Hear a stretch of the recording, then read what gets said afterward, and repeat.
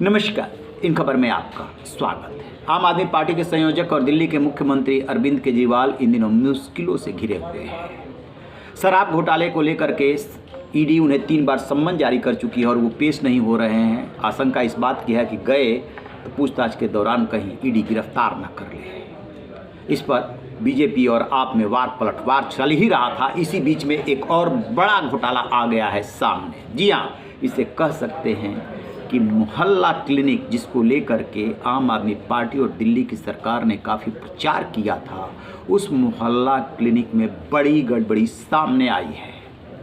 एक तो दिल्ली के अस्पतालों में जो नकली दवाइयाँ भेजने का मामला था वो पहले से ही चल रहा था। 23 दिसंबर को इसको लेकर के खुलासा किया गया था विजिलेंस रिपोर्ट के हवाले से, और आज जो जानकारी सामने आई है वो सुन करके आप चौंक जाएंगे कि जो मोहल्ला क्लिनिक दिल्ली में चल रहे हैं उसमें 9 बजे से लेकर के 1 बजे यानी कि 4 घंटे के बीच में 533 टेस्ट हो गए हैं। और जो रिपोर्ट आ रही है उसके मुताबिक बहुत सारे ऐसे मोहल्ला क्लिनिक है जिन पे डॉक्टर जो है जाते ही नहीं थे।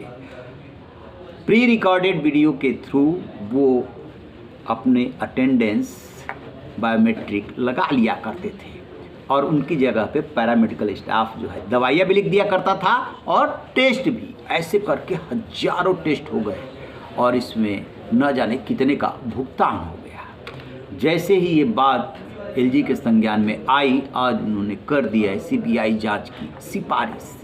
आखिर क्या है ये पूरा मामला, कैसे कैसे ये इसमें गड़बड़ी की गई, घोटाला किया गया, सुनिए इस पे एक रिपोर्ट। आपको बता दें कि फर्जी मरीज और टेस्ट घोटाला जुलाई 2023 से सितंबर 2023 के बीच में हुआ। प्राइवेट लैब के साथ मिलकर के मोहल्ला क्लिनिक में फर्जी टेस्ट किए गए, जिनके बिल सरकार को भेजे गए। फर्जी मरीज बनाने के लिए गैर मौजूद या नकली मोबाइल नंबरों का इस्तेमाल किया गया। कुछ तो मोहल्ला क्लिनिक के डॉक्टर्स ने ही हाजिरी लगाने के लिए प्री रिकॉर्डेड वीडियो का इस्तेमाल किया। इन क्लिनिक्स में डॉक्टरों की गैर मौजूदगी में अनाधिकृत स्टाफ मरीजों को दवाई और टेस्ट लिख रहा था। दिल्ली के उपराज्यपाल बीके सक्सेना के निर्देश पर हुए नियमित निरीक्षण में ये गड़बड़ियाँ सामने आई है। उन्होंने ही दिसंबर 2022 में मरीजों के टेस्ट के लिए प्राइवेट कंपनियों को अनुमति दी थी।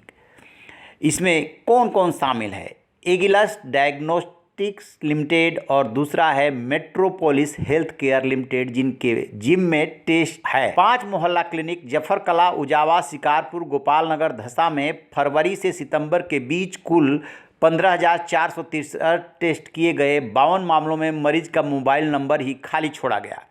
358 मामलों में ऐसे नंबर दर्ज किए गए जो भारत में मौजूद ही नहीं है। 1, 2, 3, 4, 5 से शुरू है।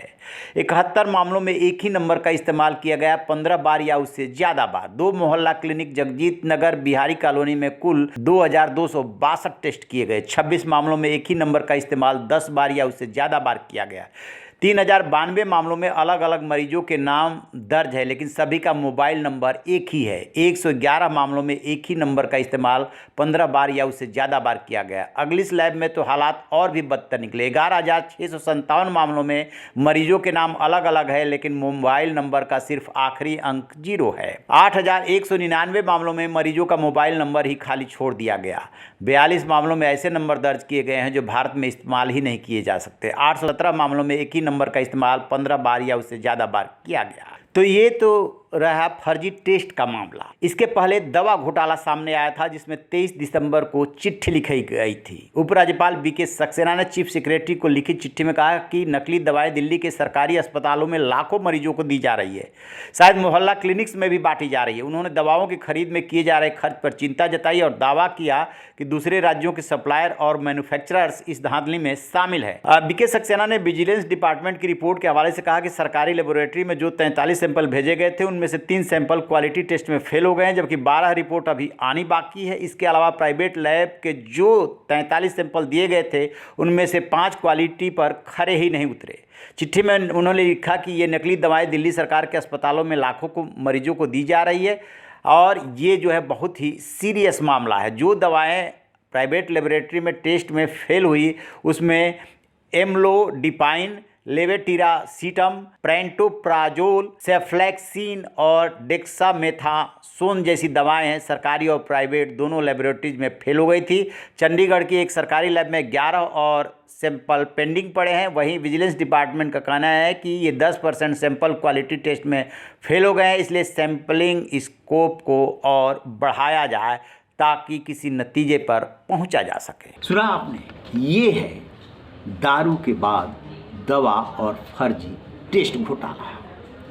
अब सरकार कह रही है कि हम तो हमारे नीचे जो काम करते हैं, सेक्रेटरी हों चाहे डीजी हों, उनके खिलाफ एक्शन होना चाहिए और हम इसके लिए जिम्मेदार नहीं, ऐसी बातें आ रही है। देखते हैं कि अब ये मामला कहाँ तक पहुँचता है और जब सीबीआई जांच शुरू होती है तो कौन कौन सी बड़ी मछलियाँ जाल में फंसती हैं। रहिए बेखबर, देखते रहिए इन खबर। Thank you.